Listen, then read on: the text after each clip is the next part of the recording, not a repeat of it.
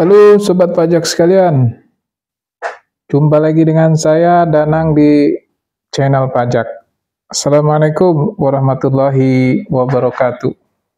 Apa kabar Sobat Pajak sekalian? Mohon maaf udah 2 hari tidak upload video update terkait perpajakan nih, karena kebetulan lagi banyak meeting.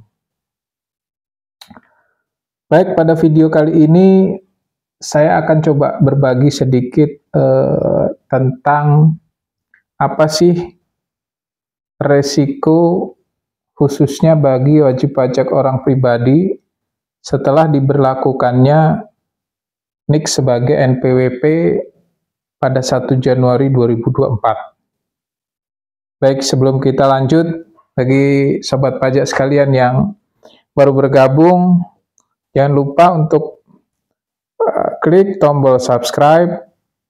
Jangan lupa juga untuk share dan komen di kolom komentar apabila ada pertanyaan ataupun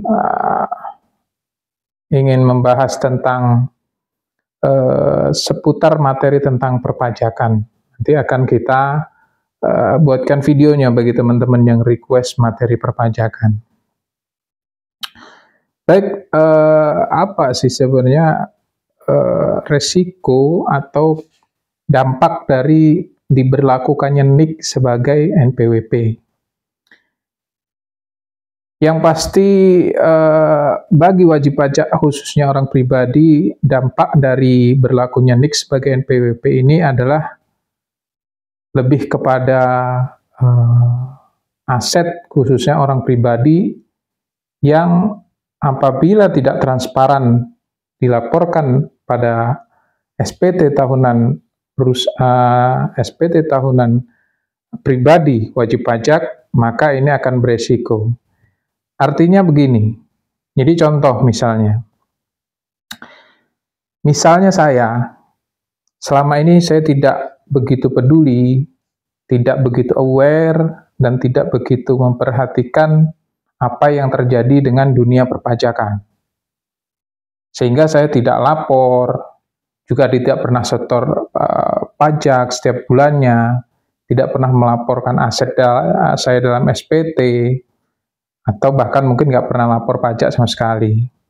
Sementara saya punya aset dalam bentuk satu rumah, mobil, kemudian misalnya tabungan, deposito, dan lain sebagainya. Nah, aset-aset kita yang dalam bentuk kita simpan ataupun terrecord dalam Pemda, pemerintah daerah seperti BPN gitu, maka aset kita itu potensial terbaca oleh KPP. Artinya gini, ketika kita mempunyai aset dalam bentuk rumah misalnya, kemudian kita tidak pernah lapor SPT, tidak pernah melaporkan aset, otomatis kan gitu. Ketika KPP misalnya searching NPWP kita di OSS ataupun di akun BPN, NPWP atas nama NIK atas nama kita, maka misalnya kita akan muncul nih misalnya nama kita, bahwa saya mempunyai rumah di alamat mana, kemudian dalam akte jual beli itu nilainya berapa, itu jelas. Nah, itu akan menjadi salah satu alat konfirmasi bagi KPP atau AR untuk mengklarifikasi data kita. Ini salah satunya. Kemudian misalnya kita ada kendaraan. Misalnya di situ ada atas nama kepemilikan. Dan di situ ada NIK kita. Nah, KPP bisa bekerja sama dengan pemerintah daerah dalam hal ini pemerintah pajak daerah yang mengurusi tentang pajak kendaraan. Nah, apabila di-searching, tidak menutup kemungkinan data kita akan ditemukan bahwa kita memiliki aset dalam bentuk kendaraan atau mobil dengan nilai sesuai dengan STNK ataupun faktur yang terdapat di data pajak daerah kendaraan tersebut. Nah, yang ketiga yaitu deposito atau tabungan yang ada di bank. Tidak menutup kemungkinan data kita akan bisa dilihat atau diintip oleh KPP berdasarkan NIK yang kita punya tersebut. Ketika data kita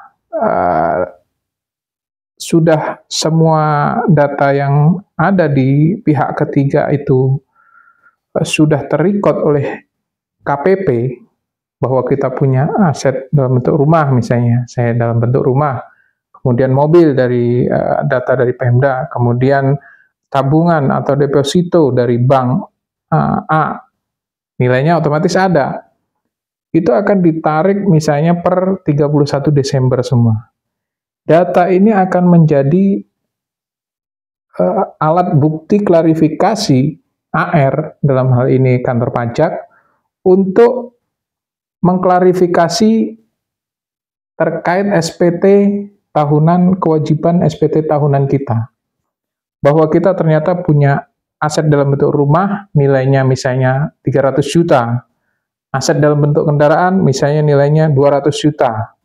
Kemudian deposito misalnya nilainya 600 juta. 100 juta misalnya. Jadi totalnya aset kita misalnya rumah, kendaraan, dan juga deposito tadi 600 juta. Maka dampaknya apa? Aset dengan total 600 juta tersebut akan diklarifikasi oleh KPP yang kemudian dihitung pajaknya. 600 juta dikurangin dengan PTKP, dikurangin menjadi aset PKP, menjadi penghasilan kena pajak atau PKP, dikalikan dengan tarif. Jadi kalau misalnya kita katakanlah saya misalnya statusnya K1 gitu ya. K1 itu kan 63 juta. Jadi 600 hanya dikurangin di 63 juta. 600 juta dikurangin 63 juta sama dengan 537 juta. Terus 537 juta itu yang 60 juta dikalikan dengan 5%. Yang 190 juta dikalikan 15%. Yang di atas 250 juta sampai dengan 500 juta dikalikan 25%. Dan yang 30 juta dikalikan dengan 30%. Jadi kebayang, 3 juta, yang tarif 5%-nya 3 juta, kemudian yang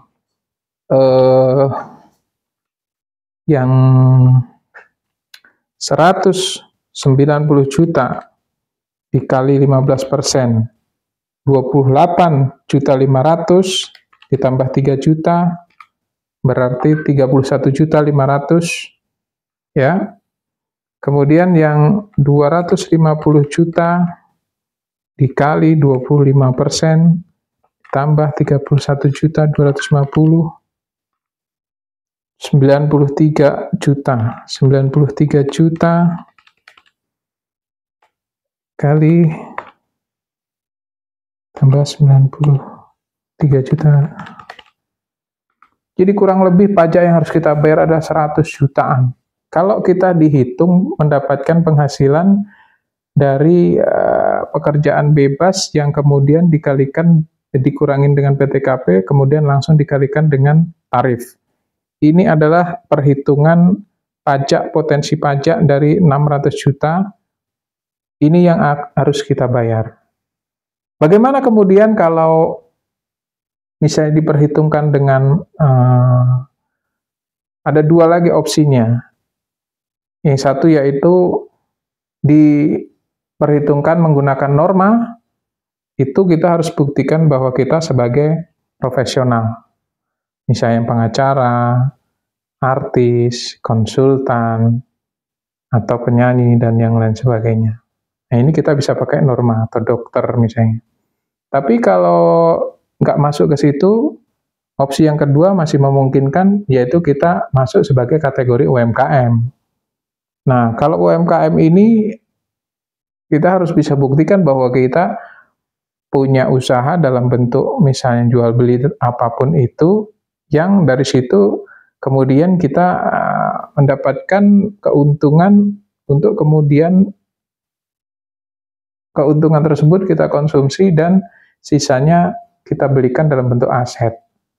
Jadi nanti akan ada 3 opsi. Tapi opsi yang paling memungkinkan akan dihitung dengan opsi yang pertama tadi, yaitu dari 600 juta total aset yang kita punya yang tidak kita laporkan sama sekali, akan potensial kena pajaknya sekitar 100 jutaan dengan status K1.